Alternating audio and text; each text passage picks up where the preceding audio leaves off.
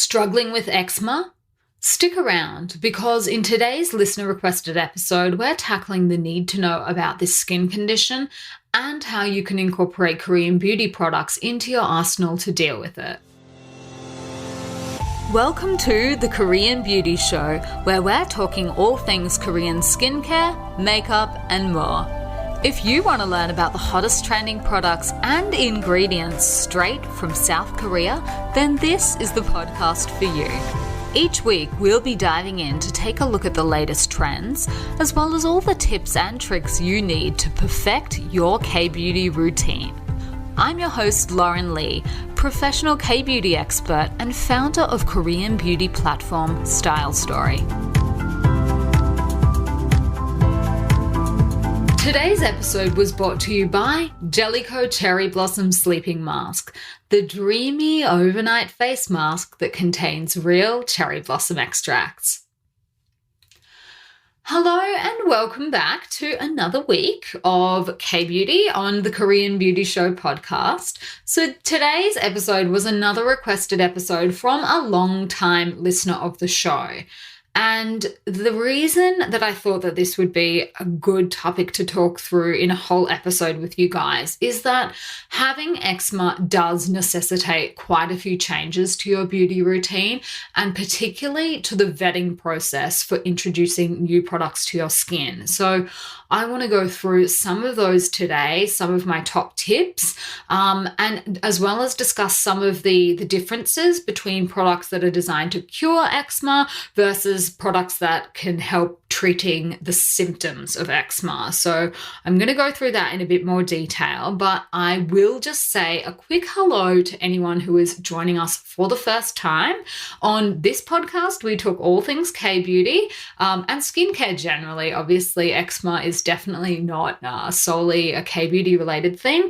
My name is Lauren Lee and I'm the host of the podcast. I am super happy to have you joining if you're joining us for the first time. I hope that you'll stick around and that you will find some gold in today's episode, particularly if you are suffering from eczema. All right, so for those of us that are lucky enough not to have eczema, you might not be quite sure what it is. So it is a skin condition. It's a chronic skin condition and it's caused by weak skin. What it does is it results in allergens being able to enter the body and in particular your skin more easily. So some of the signs and symptoms of eczema include dryness, flaky skin, and redness. It can be quite painful, very, very painful for a lot of people and very, very itchy. And unfortunately, it is a little bit of a vicious cycle with the itching and then the dryness and then, a flare up, and then it can go around and around in circles. So I'm going to share some of my top tips for dealing with eczema before getting into some product recommendations as well. So my first tip for eczema sufferers is patch testing. So patch testing is going to be really, really important if you do suffer from eczema, more so than anyone else, I would say, just because of how chronic this skin condition is, and a lot of things can set it off. So you are probably already familiar with this if you have been suffering from eczema for a long time, but there are a couple of different ways to patch test. And the first is to perform what we call a severe allergy test. And that involves using just a teeny tiny amount of the new product on the inner corner of your arm for about an hour. And if you don't experience any adverse reactions from that, then you can move on to the second test. And the second test is the 48-hour patch test. And what this involves is reapplying a coin-sized amount, so still a pretty tiny amount of the product, onto your arm several times a day for a 48-hour period. And while you do this, you want to watch out for any reactions. And you will know if your skin is reacting to it. But if your skin handles that as well, then after the 48 hours, you can move on to introducing the product to your face. And when you're doing your face patch testing, the best way to do this is to try using the product on half of your face only for about a month. And if you experience any symptoms doing that, then you need to immediately stop using the product. So it's quite an involved process. If done properly, it will take you at least a month, but there are 3 series of tests to basically just see how your skin reacts to a particular product. So there's not going to be any churning through lots of different products for people with eczema, and that's just unavoidable, unfortunately, due to the nature of eczema itself. So my second tip is to opt for low pH products. So the reason we say this is because eczema does result from a weakened skin barrier, so it is important to opt for low pH soaps, face washes, body washes, shampoo, conditioner, and by low pH, the ideal pH of a product is 5.5, but most people agree that low pH can be anything up to about a 7. Some people will argue around the margins, but generally if it's under a 7, you should be okay.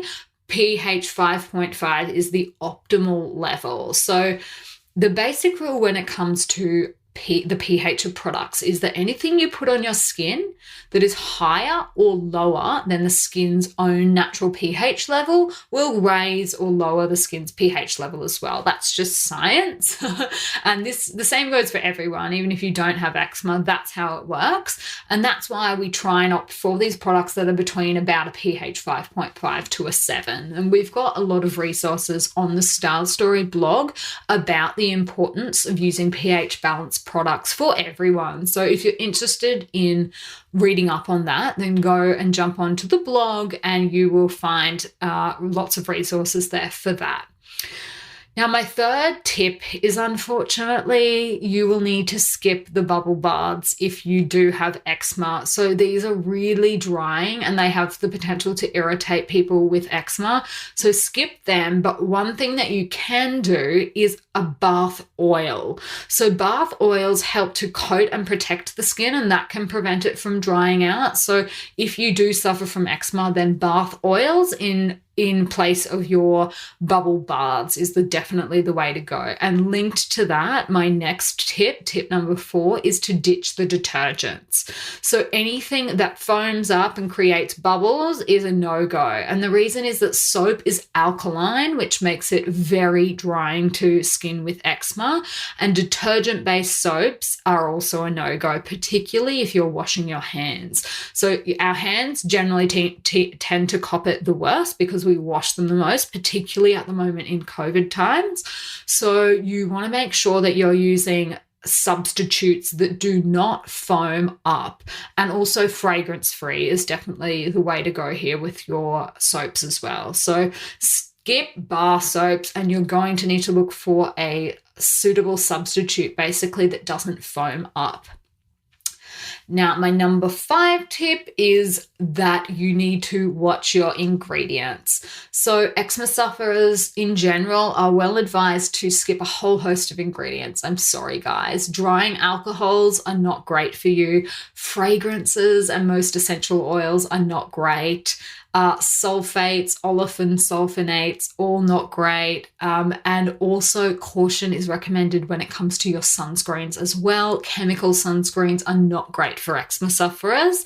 So some of the ingredients that you can look out for that are really good for your skin are things like urea and glycerin. They both play nicely with eczema-prone skin, as does ceramides. So eczema-prone skin in general tends to be low in 3 of the ceramides. So ceramide boosting through your skincare is a really good idea for you. Aloe can help to soothe your skin in the same way that it soothes and nourishes skin that has been sunburnt. Now, this ingredient is not for everybody, but I know that some eczema sufferers find that K-Beauty products containing snail can assist, but definitely that is one to patch test first and make sure that that works for you. It's not going to work for everyone. So K-Beauty snail products can be a go for some people.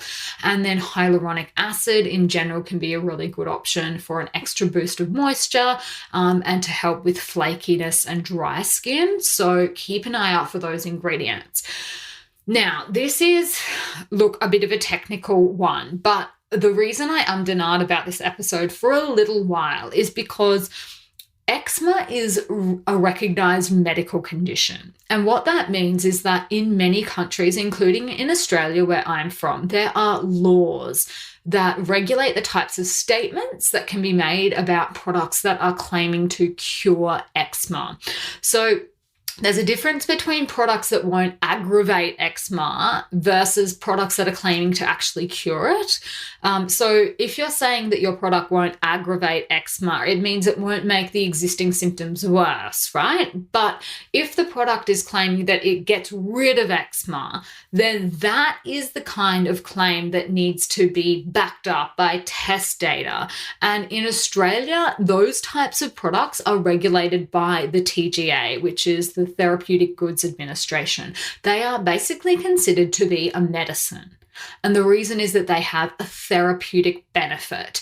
So our TGA is similar to the FDA in the States. And basically, in order to make a claim about a product curing eczema, the product needs to be listed on the TGA. So unfortunately, I see many companies out there making claims about their product's ability to treat eczema either directly or via the photos that they're using in their social media marketing. But that is actually a breach of the law unless the product is listed on the ARTG, which is where the TGA makes available their listed products. So that is one of the reasons why I'm denied about doing this episode, because I need to make it very clear to you guys that the products that I am about to recommend are not listed on the ARTG. These are not products that can cure eczema in the sense that you apply them and then your eczema disappears. That is not what we're talking about here. We are talking about regular cosmetic products that may help with some of the symptoms of eczema. So dryness. So I'm going to focus on that rather than products that heal eczema itself, because those are medical treatments, and medical treatments are best left to doctors, of which I am not one. So a lot of those kind of treatments are going to require a prescription. Or if not, the product itself will be listed on the ARTG and it will have gone through a whole process to do that. So that is not the kind of products that I'm talking about today.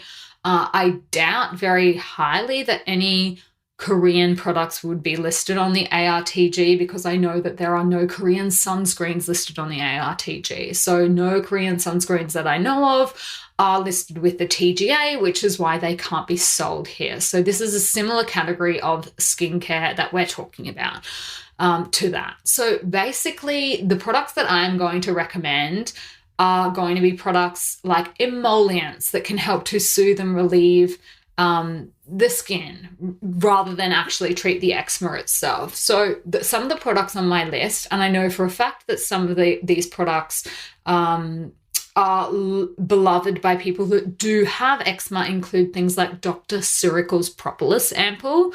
So one of the reasons that that is a great product is because it is so great for dry skin. If you have chronically dry skin, then it is a really, really beautiful product. It is very soothing and very nourishing. I don't have eczema, but I do have really, really chronically dry skin, and that is a product I myself love and have used for many years. So Dr. Cirical's Propolis Ampoule is one to look out for.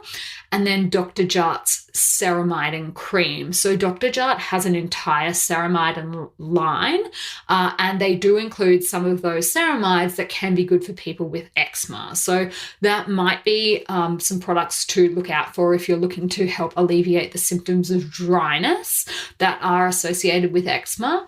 And then obviously we spoke about pH balanced products. So there are a lot of brands that make pH balanced products. Applebee is one of them, but not all of their products will be suitable because some of them have fragrance in them. Two products that I can recommend that are pH balanced include Etude House's Sunjong Cleanser. Their cleanser from that line is going to be quite a good fit because it comes in a pre-foamed formula. It's basically the bubble type of cleanser where you press the pump And the product comes out already foamed, so you don't need to foam it up. So that is a great option. And then the other one is the Etude House Sunjong Barrier Intensive Cream. That is another pH balanced product that you may like to have a look out for. So they're just a couple of products that I can recommend to help with some of the symptoms. Now, if that fails, if all else fails and you do end up with a flare-up, one of the best tried and true methods for eczema sufferers is an oatmeal bath. So you can soak in an oatmeal bath. And how to do that is about 2 to 3 cups of finely ground oatmeal in your bath. And remember, not too hot, just lukewarm. I know that's, always a tricky one, but that can really help. And then once you're out of the tub, you can use an ice pack to lessen the inflammation and soothe any itchiness. Now, if you do get persistent flare-ups, then obviously you're going to be looking at prescription medication and antihistamines and things like that. They are all options to talk to your doctor about. I'm not a doctor, guys. I hope you know that. So these are my tips and just how you can incorporate some K-Beauty ingredients and things like that into your skincare routine if you do suffer from eczema. But I just want to make really clear that these are not products that are claiming to treat or heal the condition itself, but they're just going to be products that you can use to help with some of the symptoms. So I hope that was useful. I know I promised this episode a long time ago, and I've been trying to work out the best way to cover what I wanted to say, and that wouldn't land anybody, including me, into any trouble with the TGA. We don't want any of that. So they are my top tips. I hope that was useful. And if you have a burning skincare question that I haven't already answered, guys, you can always come and find me. I am on Instagram at lauren.kbeauty, always up for a chat. And yeah, I do like answering your questions as well. So if you have a topic recommendation or a question that you would like answered on the show, then please feel free to slide into my DMs and let me know. Some of them I will do as their own episode. Some of them I might roll up into a series of questions, I guess, if they're just shorter ones that can be answered. If you did enjoy today's episode, then don't forget to rate and review the show. That is always really appreciated. Subscribe so that you don't miss any future episodes. And until next time, I will see you on Style Story.